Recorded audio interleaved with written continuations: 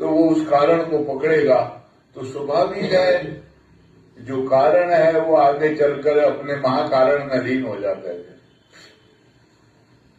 और अगर कारण से अगर कार्य में परिवर्तित हो गया तो फिर हम उसके वो बन गए अपराधी उस कार्य के।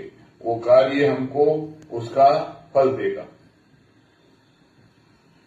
तो इसलिए साधक को जागरूक होना बहुत जरूरी है। ज्ञान का यही मतलब होता है।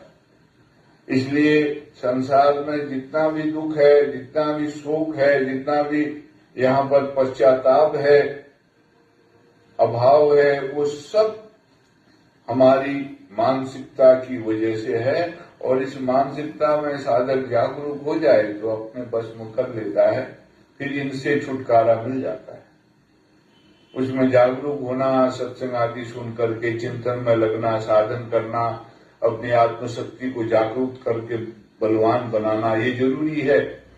आत्मसत्ता जागरूक नहीं हो, अगर दुर्बल है तो हम रात को शराब पीने वाला शराबी शराब पीता है, सुबह तौबा करता है, कान पकड़ता है, दुखी होता है, रात को फिर पीता है। हम वही काम बार बार क्यों करते हैं और दुखी भी होते हैं उससे? तो दुख का मूल कारण क्या है? कोई ना समझी, हमारे अंदर शक्ति का अभाव। इसलिए साधना करनी पड़ती है, जागरूक होना पड़ता है, तभी उसके द्वारा हम अपने मन को, अपने इंद्रियों को अपने बस में कर लें। बस फिर तो सरल है।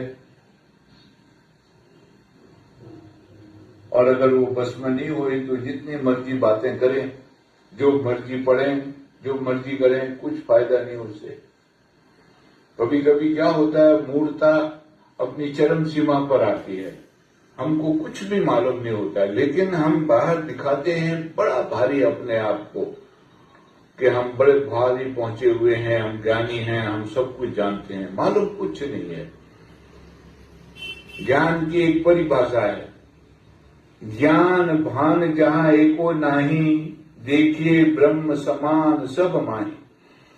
गोस्वामी जी महाराज कहते हैं ज्ञान का तो भान भी नहीं होता है हमको कि मेरे को इतना जानकारी है।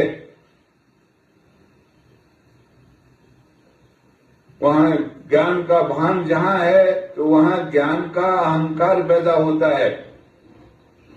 संत कबीर कहेंगे ज्ञानी तो निर्भय भया आप बड़ा करता, इससे अज्ञानी भला सदा रहे डरता।